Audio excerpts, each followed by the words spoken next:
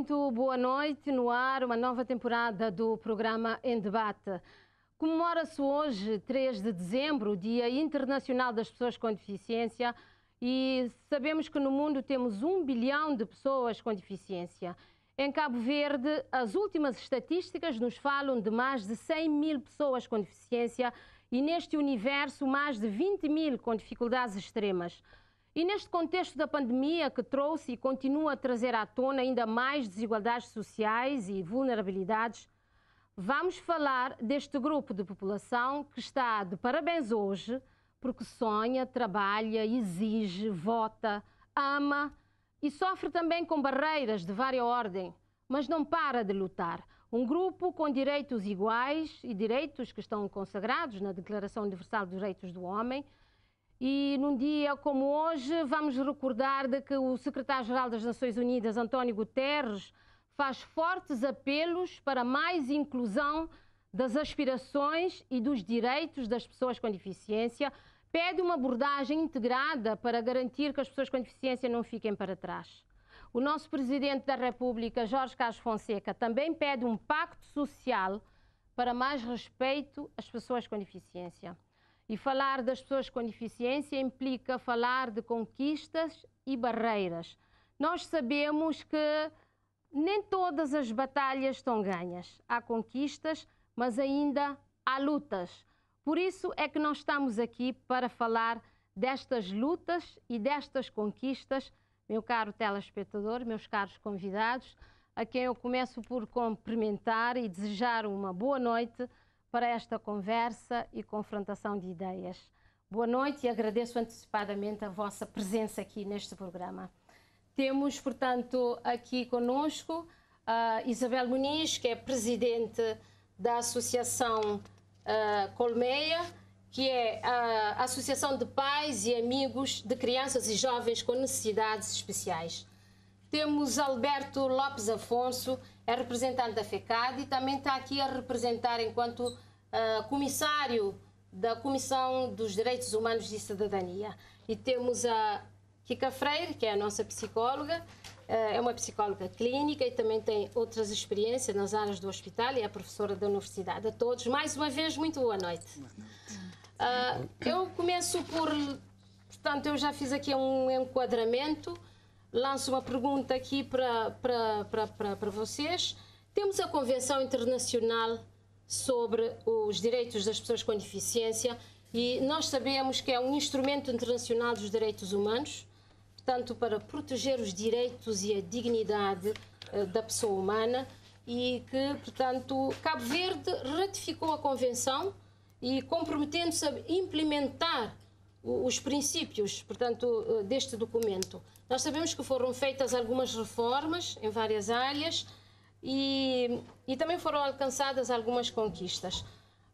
Convido-vos a lançar um olhar, portanto, das condições das pessoas com deficiência hoje em Cabo Verde e gostaria que avaliassem a implementação, portanto, da Convenção em Cabo Verde até agora. Uma forma muito resumida, podemos começar com a Isabel Muniz. Boa noite.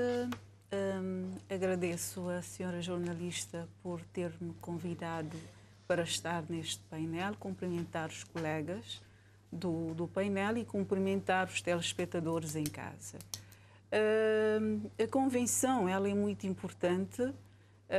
Cabo Verde aprova para adesão através da resolução número 148/8 romano de 2010, a Convenção sobre o Direito das Pessoas com Deficiência, adotada na Assembleia Geral das Nações Unidas a 13 de dezembro de 2006, publicado no nosso boletim oficial em janeiro de 2011.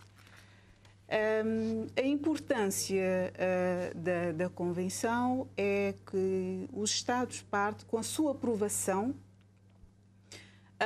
terá ou será na aprovação, na promoção e assegurar para que as pessoas com deficiência passam a ter acesso ao ensino superior geral, ter acesso ao treinamento profissional de acordo com a sua vocação, educação para adultos, formação continuada, sem discriminação e igualdade de condições. Cabo Verde, apesar de ter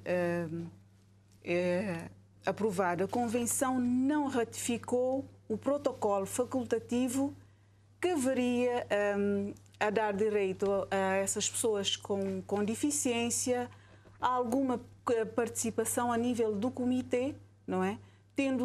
Sendo certo que para que as pessoas com deficiência fizessem alguma participação ou comunicação, teríamos que, de facto, Cabo Verde teria que assinar o protocolo facultativo, não é? Mas, contudo, não é? Várias leis foram implementadas em Cabo Verde. Temos a Lei-Mãe, que é a 40, também, /8 de 2013, que fala sobre a reabilitação e habilitação em Cabo Verde. Nós podemos falar, acho que podemos falar das leis de base que existem. Antes disso, podemos ouvir o Alberto, portanto, aqui está também como Comissário de Direitos Humanos, sobre a Convenção e até que ponto, portanto, os princípios da Convenção impactaram ou serviram para corrigir as desvantagens sociais, isso dentro do grupo da população da deficiência. Boa noite, muito obrigado pelo convite. Falando da Convenção, a primeira coisa é voltar a recalcar sobre a não assinatura do protocolo facultativo. Isso põe em causa todo o processo, porque deixa tira o direito que a sociedade civil tem de apresentar o seu relatório sombra junto das Nações Unidas. É o primeiro embaraço que nós deparamos nesse processo todo. Mas, de todo modo, ele trouxe também uma certa liberdade para as pessoas poderem expressar e ir atrás e exigir do governo, apesar das exigências não terem muitos efeitos, mas sentimos que isso trouxe um pouco aquilo que nós almejamos, de chamar a atenção e de responsabilizar os governos. Porque a Convenção diz que os Estados-partes têm a responsabilidade de várias coisas, vários assuntos, nomeadamente aquilo que a Isabela apontou, mas desde a questão da não discriminação, da acessibilidade, da educação, da saúde e tudo mais. Estamos a ver isso no dia a dia, mas não estamos a sentir, porque ver e sentir são duas coisas diferentes.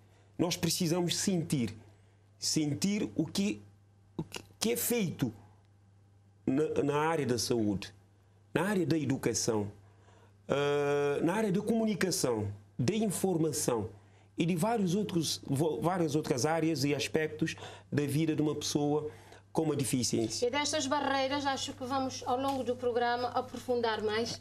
Eu gostaria de ouvir a Kika. Boa noite, também muito obrigada por esse momento. Também, aproveitando já aqui as falas dos meus colegas, vivemos num país arquipelágico, né? E temos uma grande clareza de que as condições aqui na cidade da Praia são completamente diferentes das condições nas outras ilhas e no próprio interior de Santiago, né? Então, temos uma convenção que serviria de chapéu supostamente para o país inteiro, né? E há esse movimento, essa tentativa, essa sensibilização muito gritante aqui da cidade da Praia, né? E muito menos nas outras ilhas. Então, isso deixa muito clara essa desigualdade realmente, né? E somos arquipelágicos e seremos sempre assim, né? Essa é uma condição nossa, né? Se é positiva, é negativa, é mais fácil, é mais difícil, é a nossa condição. Temos que trabalhar em cima dela. Então, temos que trabalhar para que esses outros espaços, essas outras ilhas possam ter condições para oferecer a essas pessoas, né, o mínimo necessário aí para alguma possibilidade de vida com alguma qualidade. Né? E isso realmente fica muito diferente. Na prática ainda não há essa igualdade em termos de oportunidade? Pelo contrário, não é nem que ainda não há igualdade, há muita diferença. Há muita diferença. É pior do que não haver igualdade. Por exemplo, a Comissão Nacional dos Direitos Humanos lançou este ano o segundo relatório nacional de direitos humanos, muito rapidamente. Que análise é que faz deste documento em relação aos direitos humanos da pessoa com deficiência em Cabo Verde? É assim, é um trabalho da Comissão e eu, fazendo análise daquilo que foi retratado no relatório, eu vejo que a Comissão tem feito um excelente trabalho. E um dos aspectos é que ela, no relatório, espelha aquilo que não é feito. Mostra, sim, aquilo que deveria ser feito, mas infelizmente também há áreas que não estão sendo executadas. Começando da nossa Constituição da República, que no artigo 76 fala de uma coisa, mas fica na prática e não se enquadra com aquilo que a Convenção também espelha. Retrata a questão da saúde, retrata a questão da educação, da comunicação, da acessibilidade, da discriminação.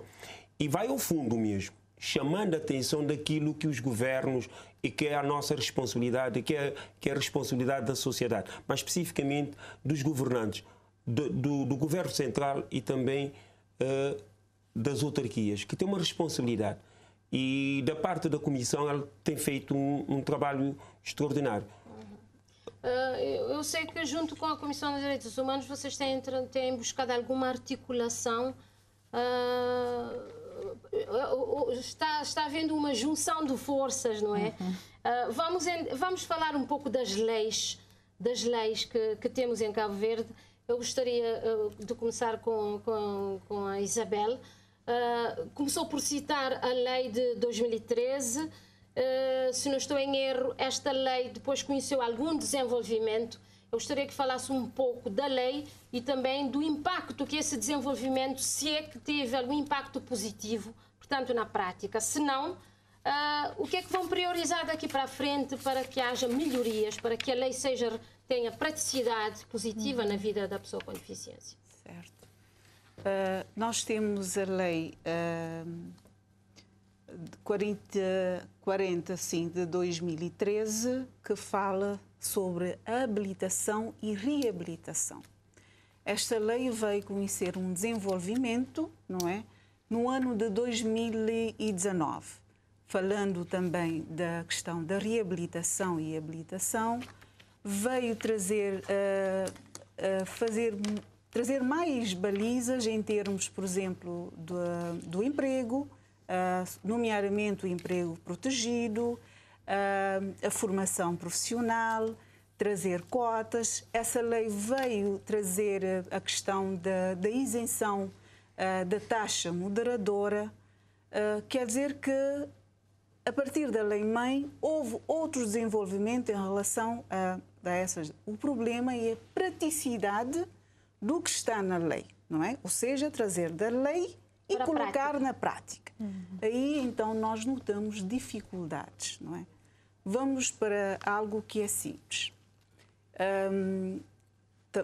O INPS, por exemplo, juntamente, pensamos com o Sistema Nacional de Saúde, trabalhou também uma outra lei, através de portarias, onde, na questão de reabilitação e habilitação, por exemplo, aumentou o número da sessão de fisioterapias.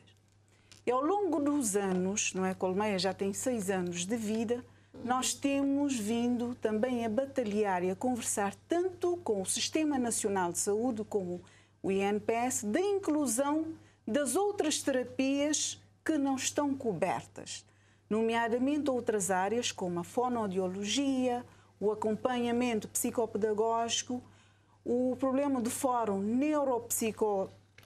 Depois a doutora Kika vai me ajudar com esta parte, não é?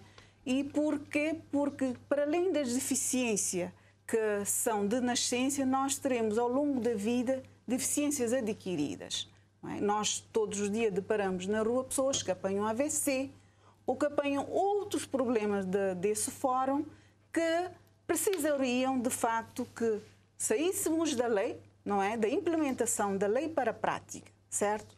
Mas isso, quando falamos, porque nós pensamos em Cabo Verde que alguém nasce com a deficiência e não. Qualquer um de nós pode estar na condição de deficiência. E vamos precisar, de facto, do que está na lei para implementar na prática, para que possamos, de facto, beneficiar das políticas públicas, não é? Nesse caso, da reabilitação e habilitação, da inclusão dessas terapias para qualquer um de nós que possamos vir a precisar dessas terapias e das comparticipações. Havendo comparticipação, deixa-me concluir, havendo a comparticipação ajudaria um ser humano que esteja na condição de deficiência a habilitar-se. Por exemplo, eu posso apanhar uma AVC e deixar de falar. Se eu for habilitada, eu vou aprender de novo a falar. Ou seja, quem nasce na condição da deficiência precisa tanto de um fonoaudiólogo como eu, que nunca tive uma deficiência, possa estar na condição da deficiência adquirida e precisar desses mesmos serviços, certo? A Isabel falou, portanto, tocou aqui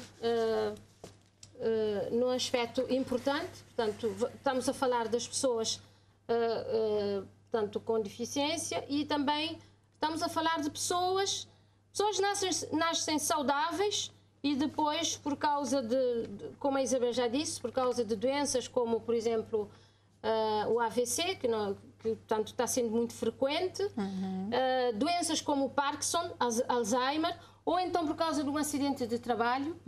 Então, as pessoas passam a adquirir uma deficiência. Realmente, vamos falar das barreiras que existem neste campo e gostaria de saber se vocês também acham que esta lei ainda não tem essa aplicabilidade que permita a estas pessoas terem alguma qualidade de vida. São pessoas muitas vezes que na fase produtiva ou até na fase de reforma ficam incapacitadas e depois acabam uma vida sem qualidade de vida. E porque temos leis e leis que não funcionam. Kika, como é que vês essa abordagem da... Isso é um ponto que merece muita atenção. Primeiro porque temos a ideia, quando falamos de uma forma geral das pessoas com deficiência, temos a ideia, vamos lá para a infância, né? É a criança com deficiência. Esquecemos que essa criança cresce, né? E que, para além desta criança que cresce, existem outras pessoas, como a Isabel traz, que não nasceram com nenhuma deficiência e adquiriram ao longo do tempo, com os exemplos mesmo que você traz, né? E aí? Né? Que respostas há para essas pessoas? E isso não são essas pessoas outras. Somos eu, você, é qualquer pessoa. Né? Eu posso levar uma queda e dessa queda deixar de andar. E eu precisar dessa reabilitação. Né? Então, assim, essas pessoas com deficiências adquiridas, elas são, digamos, um subgrupo muito esquecido das pessoas com deficiência. E, se olharmos para elas, temos toda essa questão da importância da reabilitação e existem pessoas ali. Você traz no início, as pessoas com deficiência na sua apresentação são pessoas que sonham, que trabalham, que amam. E o que é que a gente faz com isso? Com o sentimento dessas pessoas que, a partir de agora, deixaram de falar, ou deixaram de andar, ou perderam os movimentos de parte do corpo, né? Saíram do trabalho por conta disso. Né? São pessoas que sentem, né? E sentem-se desamparadas por conta disso. E a Kika é uma psicóloga clínica. Acho que sabe que estas respostas, não estou a falar da fisioterapia, da reabilitação, que é também um tratamento moroso, é muito gradativo, é moroso e custa. Portanto, o INPS cobre, mas as outras terapias que a Isabel falou, por exemplo, da fala, que custa, vamos imaginar uma pessoa a pagar para ter um fonoaudiólogo ou outras respostas numa clínica particular. Isso. No seu dia-a-dia sente que mesmo uma resposta de uma psicóloga. As pessoas que de repente não falam, não andam e muitas vezes estão na fase de negação, não querem o tratamento terapêutico. A Kika, como psicóloga clínica, também sente que há uma necessidade forte que estas terapias sejam cobertas. Completamente, completamente. E assim, imagina uma pessoa que é diabética e vai precisar cortar o pé, por exemplo. Né? Então, tem todo um processo de preparação desta pessoa, porque isso implica uma mudança imensa de vida. Né? Pessoas que trabalham na agricultura. Essas pessoas que trabalham lá na agricultura, elas vão conseguir cumprir um processo terapêutico privado? Não, possivelmente não, dificilmente irão. Né? Então, essas pessoas vão ficando sem resposta. E aí essas pessoas deprimem e acelera-se o processo degradativo aí, orgânico e pronto, acabou. Né? Então, existe uma necessidade efetiva de resposta, né, a nível psicológico, a nível neuropsicológico, para trabalhar mesmo as questões de atenção, de memória. Né? Então, é um conjunto aí de especialidades que são essenciais. Né? E que a lei já fala disso, a lei fala dessas respostas. Só falta o clique, né? Clique. Colocar isso a funcionar. Alberto, a FECAD, como é que tem lidado também com essa problemática das leis que não trazem respostas ou não trazem todas as respostas que a pessoa com deficiência necessita? Basta ouvir o que o presidente da FECAD disse na notícia logo às 8, em que as pessoas com deficiência estão, usando agora as minhas palavras, estão ali num canto.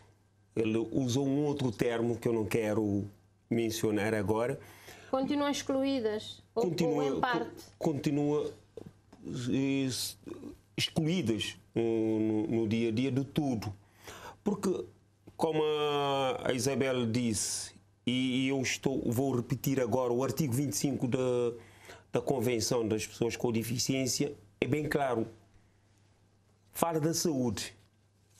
E falando da saúde, chama-se aos Estados partes que assinaram e ratificaram a Convenção a responsabilidade de dar respostas a estas questões. E nós estamos a sentir, todos os dias nós sentimos, e eu pessoalmente, falando um pouco, abrindo parênteses aqui, no centro onde eu trabalho, eu sinto isso e vivo isso. E sou uma pessoa com uma deficiência. Não preciso dessas terapias e essas coisas todas, mas há outras que precisam. E há outras que precisam ser dada atenção. Isso tudo por causa de políticas estratégicas que não são feitas adequadamente. Porque Cabo Verde tem leis de todas as formas e, digo com toda a sinceridade, boas leis. Mas a prática, por vezes, é a falta de sensibilidade das pessoas, por vezes é o não querer, porque se um dia essa situação chegar nestas pessoas, certamente, agora eu vou fazer alguma coisa. Não é por esperar chegar a esse ponto. Como alguém disse agora, sim, cada um de nós somos candidatos a qualquer momento a ter uma deficiência. Eu, por exemplo, desde 3 anos e meio, eu vivo com a minha deficiência. Mas chegou um certo momento que eu passei a utilizar cadeiras de roda.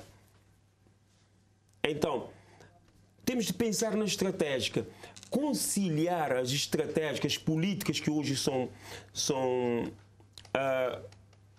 feitas e que estão a ser tratadas de uma outra forma, conciliar e estreitar as relações, levar essas políticas um pouco mais da aproximação dos ministérios. Vemos que cada ministério trabalha por si só. Por exemplo, o Ministério da Educação não tem uma relação com o Ministério da Saúde e com outros ministérios nessas questões. Porque quando se fala da saúde, também temos esses mesmos problemas ali na educação. Não há escolas preparadas, não há professores preparados, não temos acessibilidade nas escolas. Por exemplo, nesse momento, nós estamos ali na televisão. Os nossos deficientes com problemas auditivos não têm acesso aos nossos conteúdos. Estão ali, nesse canto. Eu pergunto, que política que nós temos? Que política precisa ser tratada de uma outra forma? O governo precisa ouvir a quem vive com isso para tratar dessas políticas, porque há planos e planos estratégicos e tudo mais, mas nós é que vivemos, nós é que estamos a trabalhar com estas questões, nunca somos ouvidos. Eu me lembro uma vez fomos convidados ao Ministério das Finanças para sermos ouvidos pelo Ministro das Finanças e fomos lá. E nunca mais fomos ouvidos. Por questões que têm a ver com as pessoas com deficiência. Mas faz-me recordar um pouco também a questão da OIT. A Isabel disse, e nós temos pessoas que perderam o emprego por causa da incapacidade, da deficiência. Por causa da amputação de uma perna e tudo mais, recebia 30 mil escudos, hoje passa a receber 8 mil escudos.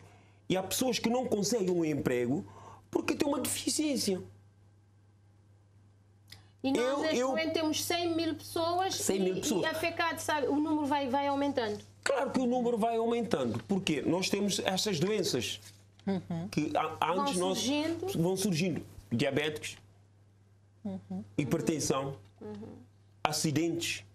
E há aquela parte que a OMS diz que as pessoas nascem, 10% das pessoas que nascem com uma deficiência. E o que é feito? O que é que nós precisamos fazer para atenuar essas situações? Portanto, falou aqui na falta de articulação. Gostaria que dissessem se estão a ver algum sinal a despontar para essa articulação. Eu sei que vocês estão a trabalhar em algo para novas conquistas. Por exemplo, estão a trabalhar com a Comissão Nacional de Direitos Humanos, com a FECAD, estão a trabalhar em algo para conseguir algo bom. A Colmeia, por exemplo, não cansa de bater na mesma tecla. Eu sei que a Isabel tem questionado muito as políticas públicas na temática da deficiência e tem destacado também os objetivos virados para a proteção social e cuidados de saúde, com participação dos tratamentos, de reabilitação, revisão, regulamentação e implementação das leis sobre a deficiência, isso no regime contributivo e no regime não contributivo.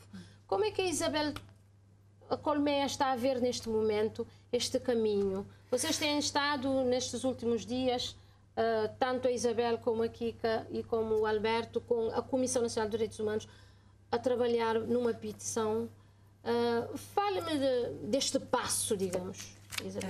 Bom, na verdade, ao longo dos 6 anos depois da criação, essa luta já tinha sido começado antes com as outras associações, não é? Nomeadamente a FECAD e outras associações como a CENORF e outros, no sentido de haver uma articulação nas áreas, nomeadamente a saúde, a educação e as áreas que trabalham em termos de inclusão social e também nos regimes contributivo e não contributivo. Porque se nós trabalhamos as áreas transversais e trabalhamos de uma forma articulada, teremos respostas transversais. Aí estaríamos a trabalhar as políticas públicas que chegariam a quem realmente precisasse. Então, nós começamos neste momento a trabalhar um movimento, não é? A Colmeia tomou essa iniciativa, não veio de agora. Convidamos as associações, mas convidamos as pessoas que ao longo da vida são médicos, psicólogos, fonoaudiólogos, instituições também como a Comissão Nacional dos Direitos Humanos, porque nós já tínhamos levado essas questões para essas instituições. Nós já estivemos com o Sr. Ministro da Saúde o Alberto disse, nós estivemos num encontro com o Ministro das Finanças, com todos, nós colocamos essas questões em relação à comparticipação, à proteção, mas outros direitos das pessoas em relação ao emprego, à formação profissional, ao trabalho protegido, mas num trabalho junto ao Sistema também Nacional de Saúde, porque quando falamos da Previdência Social, as pessoas pensam que quem lidera as associações não tem noção da importância da proteção social num país. Nós sabemos que a comparticipação ela deve ser muito bem estruturada e montada, porque o sistema tem que estar, não pode passar por nenhum tipo de colapso. Nós sabemos disso. Nós também temos a noção que quem vive na condição de deficiência precisa de uma proteção, não é? Então é disso que estamos a falar. Nós falamos, a Convenção diz duas coisas importantes. No artigo 26 da Convenção de Direitos Humanos, que retrata a importância da proteção social, e o artigo 28 da Convenção fala do padrão da proteção social que, de facto, enquadra nas medidas das políticas públicas para as pessoas, certo? Nós, em Cabo Verde, falamos muito bem do nosso sistema de saúde e isso temos que regozijar por causa disso. Só que nós não podemos falar a saúde e retratar a saúde apenas para a área curativa. Nós temos que falar a saúde em termos de reabilitação e habilitação, não é? Porque essas áreas paramédicas são tão importantes como o médico. Eles auxiliam o médico para um diagnóstico. O médico não diagnostica uma criança com um transtorno de autismo, não é? O médico não diagnostica outros tipos de... O médico pode passar o encaminhamento e há toda uma equipa por detrás de neuropsicólogos, psicólogos, fonoaudiólogos que dariam... Uma equipa interdisciplinar. Para que, de facto, tivessem, quem esteja na condição, ou quem possa vir ter um diagnóstico, porque há casos que não são preciso ou que não vão ter diagnóstico, mas pelo menos há uma sinalização, certo? Então, essa resposta, até para ter essa resposta, a pessoa tem que estar protegida, porque a pessoa precisa apanhar um carro para ir ao psicólogo, ao fonoaudiólogo, não é? E há pessoas que não têm isso. Então, nós temos que trabalhar o nosso sistema, por isso tem a ver com áreas transversais, que o que é, por exemplo, nós podíamos cá ver, pensar em ter um serviço de intervenção precoce. Trabalharia de início as crianças que podem apresentar algum sinal de deficiência. Mas chega a fase de entrada na escola, os professores devem ser capacitados.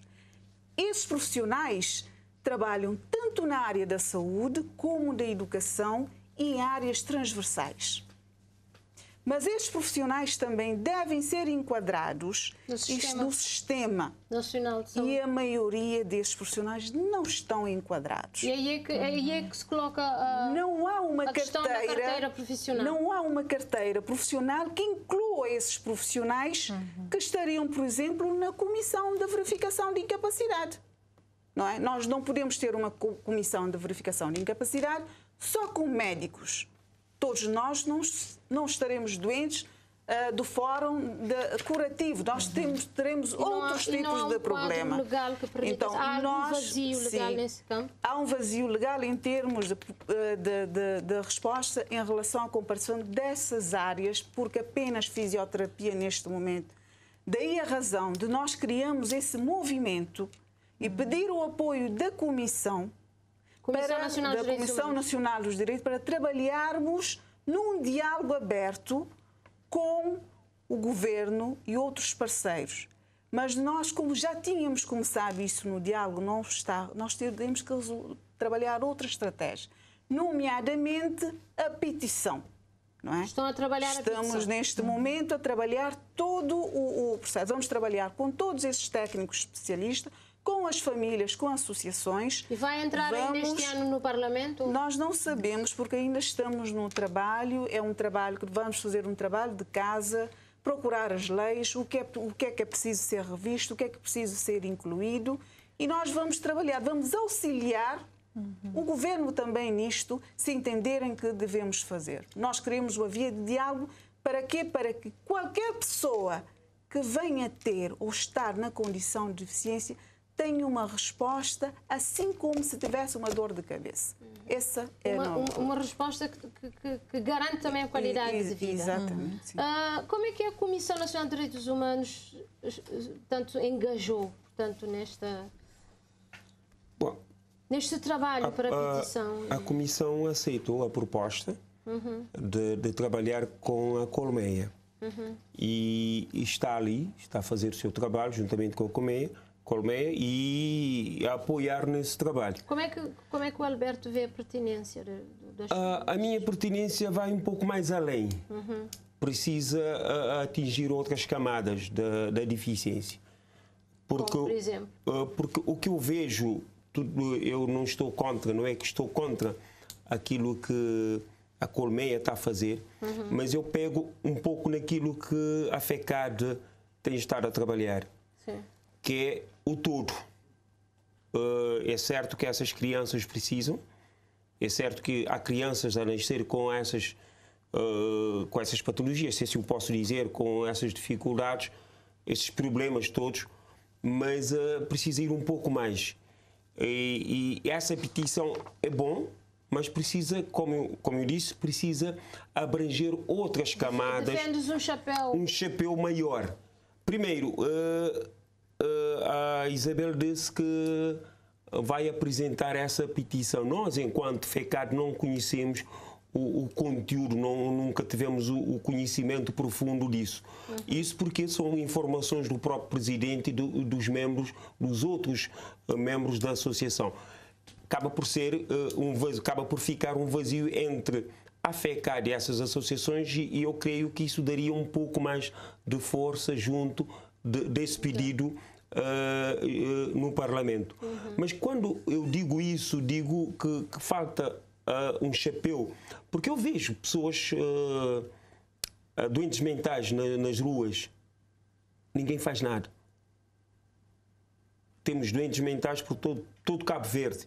Aqui, Cadiz, somos ilhas. Eu, na cidade da Praia, tenho tudo. Enquanto uma pessoa com deficiência.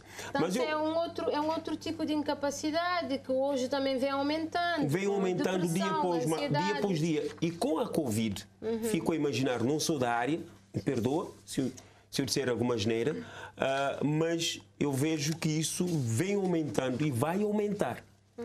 Vai aumentar por causa da situação que estamos a viver. E continuamos a ter pessoas nas ruas. E não há nenhuma estratégia, não é nenhum plano, não há nenhuma política, nenhuma ação em relação a essas pessoas. Eu acho que em relação a este grupo, é um grupo específico que também certamente vamos ter oportunidade de aprofundar um pouco mais sobre, por exemplo, as pessoas com doenças mentais, porque também é pertinente. Eu gostaria de ouvir a psicóloga sobre esta questão que a Isabel levantou e que o Alberto já falou, e que, portanto, aí há alguma opinião a divergir, não? Eu sou extremamente a favor que essa petição venha pela necessidade, pelo grito. Eu acho que... eu olho para essa ideia da petição, eu acho que isso é um pedido de socorro. Então, acho extremamente necessário e urgente que realmente se pense como um todo, se pense aí com esse chapéu, já que estamos aqui no simbolismo do chapéu, que se pense nesse chapéu em todos os níveis. Isabel traz a necessidade do chapéu a nível profissional, profissionais de várias áreas podendo atuar, inclusive na própria comissão de verificação de incapacidade, a questão da intervenção precoce.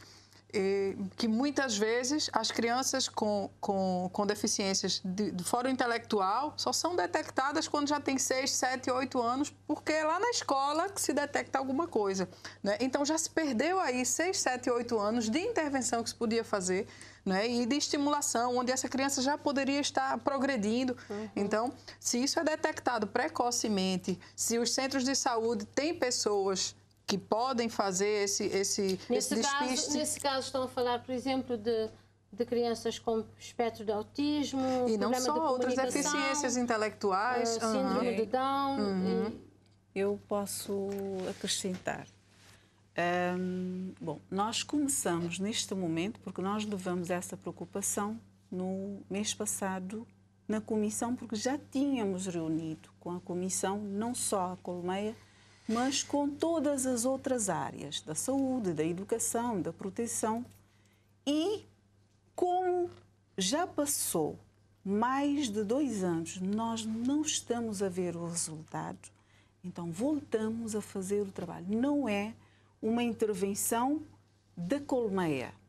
A Colmeia está neste momento a preparar, levamos essa preocupação à comissão, a comissão aceitou em trabalhar conosco para nós delinearmos estratégias em como dar a resposta. Nós estamos quando vamos fazer uma petição, eu referi-me claramente, nós não vamos falar da criança ou quem nasce. Estamos a falar de todas as outras áreas, como referi, é o que nós apresentamos e, neste momento, como são áreas vastas, nós vamos priorizar, é o que se ficou, mas nós estamos a começar a preparar isto, não é?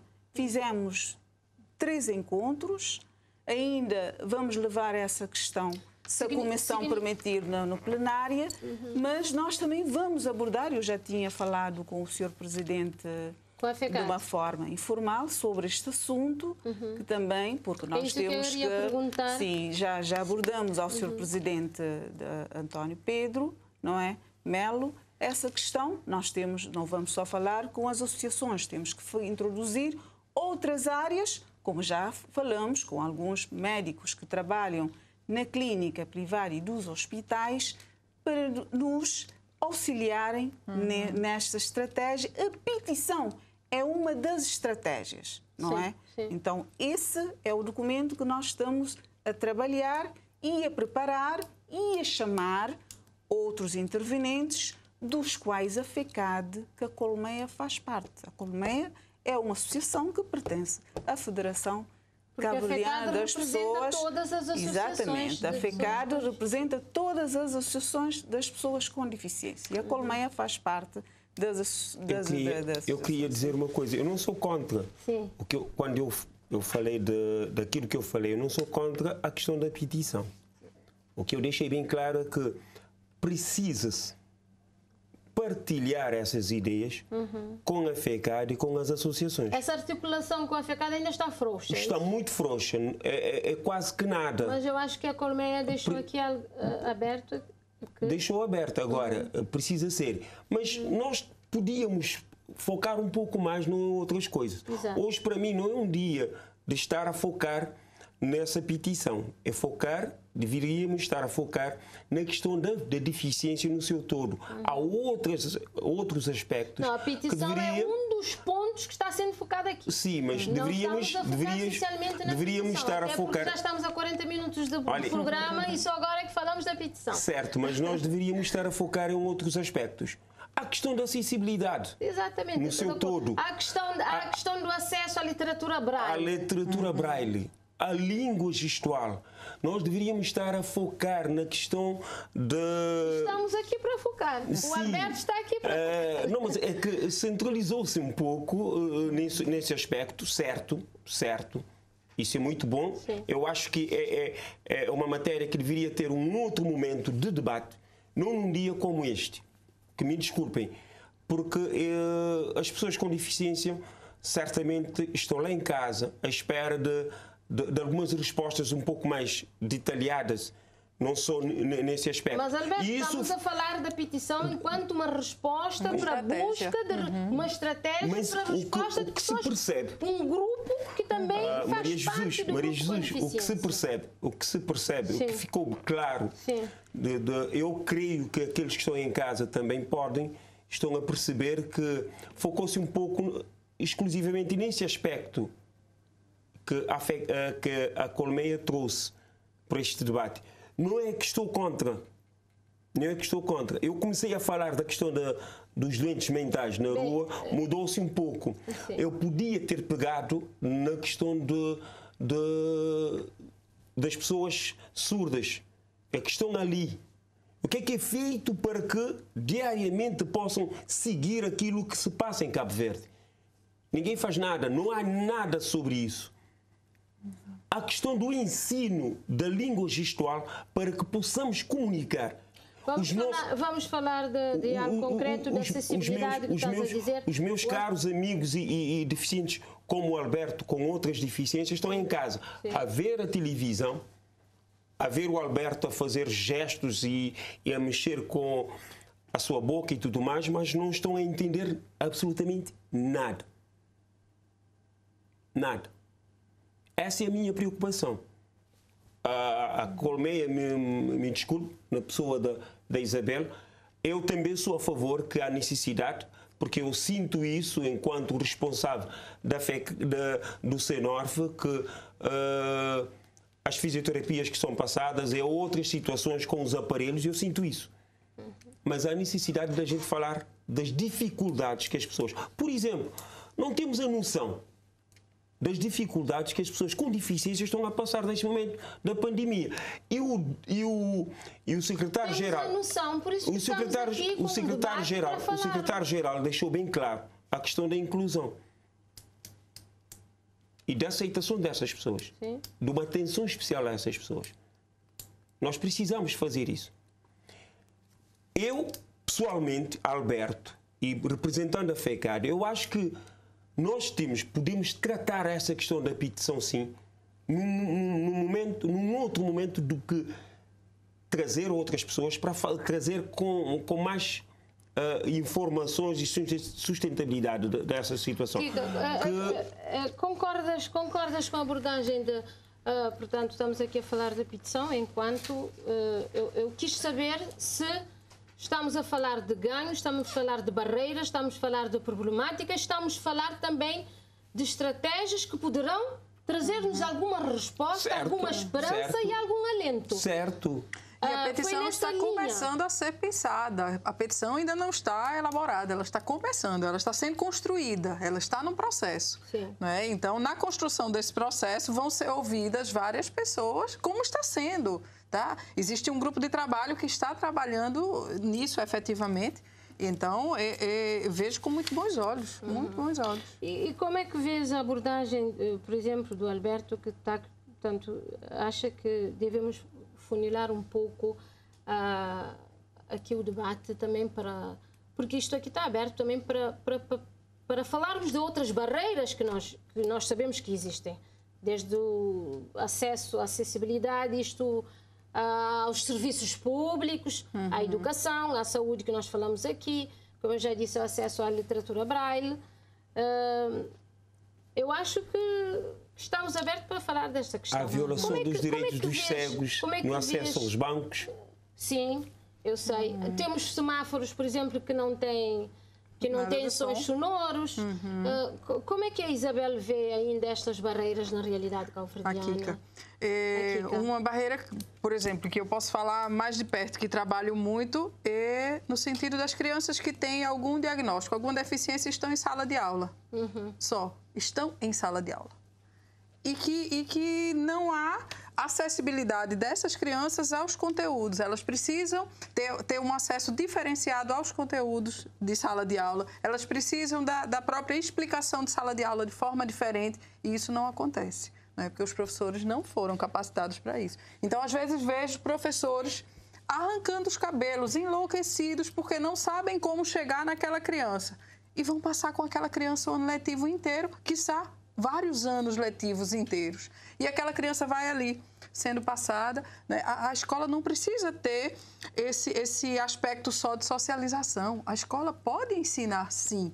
Né? Então, há uma acessibilidade mesmo ali que é negada para essas crianças. Então, as crianças estão na escola? Sim, estão na escola. Mas a escola está na criança?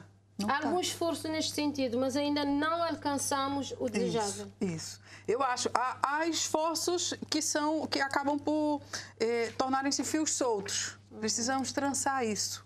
Sabe? Essas crianças precisam realmente ser vistas dentro de sala de aula. E agora tivemos realmente grandes problemas porque no final do ano letivo passado, onde o ensino passou a ser online e pela TV, aí foi o caos. Né? Muitas crianças realmente não conseguiram se adaptar àquilo. Por quê? Porque elas já não vinham acompanhando o desenvolvimento do ano letivo. Né? Então, essa acessibilidade que eu grito por ela, né? É para que o ensino chegue a essas crianças com a capacidade que cada uma tem. Né? Então, que esses professores de sala de aula sejam realmente capacitados para estar com essas crianças. Há muitas capacitações acontecendo o tempo inteiro, no país inteiro, talvez para as pessoas erradas, não para os ideais de sala de aula mesmo, porque esses, muitas vezes, estão completamente perdidos. E que modelo de inclusão é que defendem neste momento?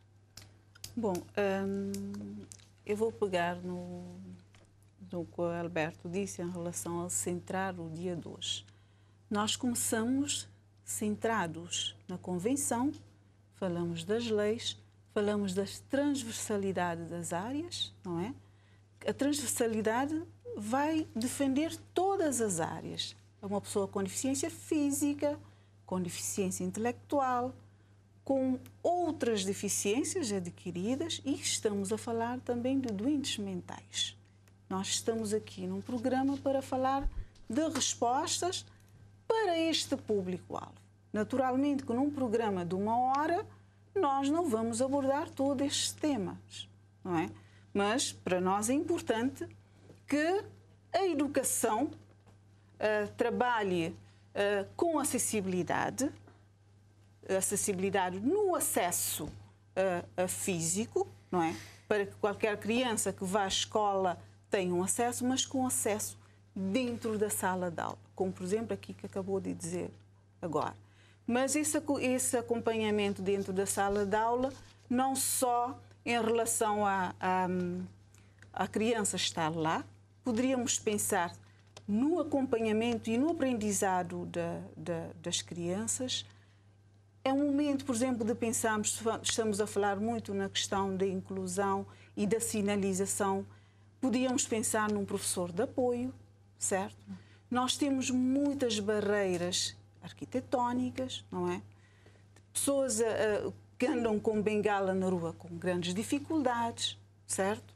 Nós temos barreiras em relação ao banco, não é? Quem vai e precisa de um apoio, por exemplo, para tirar o dinheiro. Nós temos vários problemas que precisam, de facto, de ser melhoradas, que dariam as respostas disso. Mas nós, para termos isso, precisamos de trabalhar alicerces para chegarmos lá. O que nós apresentamos aqui são a Colmeia defende os interesses do público-alvo com deficiência no seu todo. Nós falamos aqui das deficiências adquiridas, do sensorial, do que não é visto.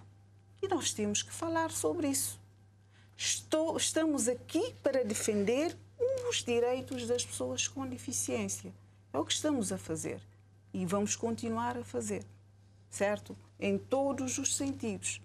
De facto, o dia de hoje, como disse, não só o dia de hoje, as pessoas com deficiência devem estar de parabéns todos os dias. Porque labutam, batalham, independentemente das barreiras que encontram no dia a dia. Portanto, nós achamos que o programa está a ter a transversalidade, nós estamos a falar de todas as áreas, não é? E vamos continuar a falar das outras áreas, das respostas, que não. O que nós quando estamos a começar a trabalhar uma estratégia, alguém tem que começar isso e chamar os outros, de facto, para e apoiar ou interligar com o que nós estamos a fazer. Alberto e também os outros convidados, como é que vocês perspectivam o ano 2021? Que tipo de esperança é que esperam ter em termos de melhorias? Isso é que, tendo em conta o próprio contexto da pandemia, que nós já sabemos que vai ser um ano fácil, em que a economia ainda, tanto mundial como de Cabo Verde, continua a sofrer. Portanto, para já o Orçamento Geral do Estado já fala que vai ser um orçamento realista, mas um orçamento virado para as famílias, para as pessoas com deficiência e para as pessoas vulneráveis. A FECAD, a Comissão de Direitos Humanos, estão a fazer algum trabalho pensando em 2021 para alcançar alguma coisa de concreto? Há todo um plano, sim. A Comissão tem estado a trabalhar. É a razão que aceitou a proposta apresentada pela Colmeia, mas também tem todo um plano de trabalhar com as outras associações, particularmente a FECAD, que engloba todas as associações, de modo a fazer chegar as informações e outras intervenções para que realmente as pessoas com deficiência possam ter uma vida mais digna. E a FECAD, pegando naquilo que nós temos, que para nós é um suporte de trabalho, a FECAD também tem feito e está a trabalhar neste momento num plano de intervenção para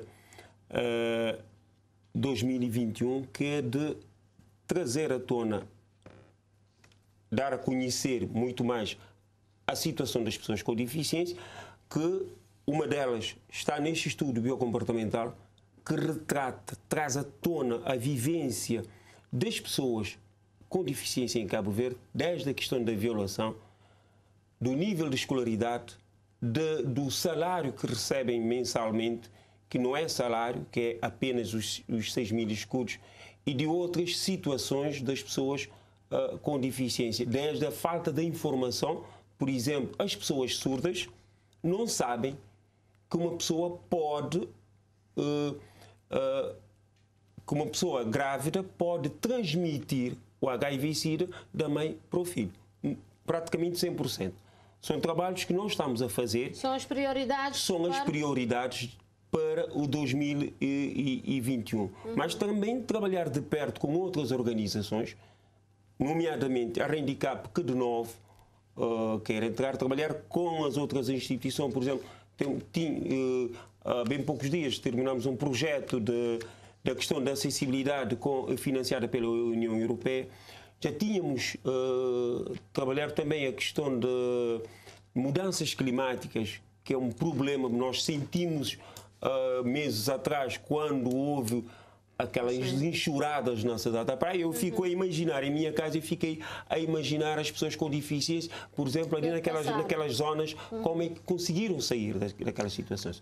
Há tudo isso que nós estamos a trabalhar para que em 2021 possamos, sim, dar alguma dignidade. Mas chegar junto das câmaras municipais. Porque não é só o Governo Central. Há toda uma política do Governo Central, mas também chegar ali nas câmaras municipais, fazer um trabalho de aproximação, porque há uma necessidade. Eles que estão ali e conhecem melhor do que nós. Infelizmente já estamos no fim, restam-nos 2 minutos, portanto 1 minuto para a Isabel e 1 minuto para a Kika. Isabel, para o ano 2021, qual vai ser o foco em termos de proposta? O que é que propões e que vai ser prioritário para o ano 2021? O que é que pedes aqui para que as pessoas com deficiência tenham uma maior dignidade e mais inclusão? Eu peço que se trabalhe nas políticas públicas mais centrada, que daria resposta a quem quem precisa de um dinheiro para vir a uma consulta, certo? Essa é a prioridade que trabalhe nas políticas públicas, que chegue a quem de facto precisa. Portanto, que o Governo coloque isso na agenda. Isso é o nosso foco. trabalhe a transversalidade, que as políticas públicas chegam de fato a quem merece. Essa é a mensagem que eu deixo aqui. Isabel. Isabel, aqui está. Olha, se eu pudesse assinar embaixo da mesma ideia, porque realmente faz muita diferença. Né? De quando as pessoas deixam de ir, perdem o ritmo do acompanhamento por falta de condições. Sim, por falta de condições financeiras para esse acesso. Né? Isso é muito complicado. Muitas vezes as conquistas alcançadas vão para trás, dão passos atrás, descem-se os degraus. Né? Então, assim, realmente olhar para essa possibilidade com firmeza. Né? Que 2021 seja realmente um ano de se dar laços aí, de se amarrar realmente essas ideias de políticas públicas que possam promover saúde. Bem, nós já estamos no fim, portanto, do nosso debate. Eu agradeço a vossa presença imensamente e agradeço também a vossa disponibilidade e conto ter-vos aqui de novo. Portanto, nós chegamos ao fim de mais um programa de debate. Eu abri o programa com os apelos do secretário-geral da ONU, António Guterres, e do Presidente da República, Jorge Carlos Fonseca. Eu vou terminar com a mensagem do Santo Padre, Papa Francisco, que hoje nos recorda que todos nós estamos no mesmo barco a viver a dura realidade do mar agitado desta crise pandémica, mas que neste momento, neste mesmo barco, estão as pessoas com deficiência e outras com deficiências graves que têm de lutar mais. O tema deste ano é reconstruir melhor rumo ao mundo pós-Covid, inclusivo de deficiência acessível e sustentável.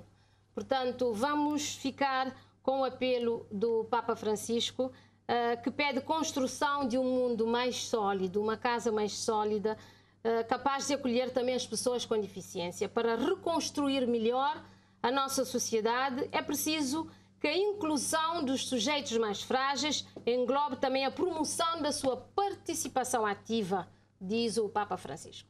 E termino aqui o Em Debate. Agradeço também a sua atenção e até para a semana. Continuação de uma boa noite. Boa noite.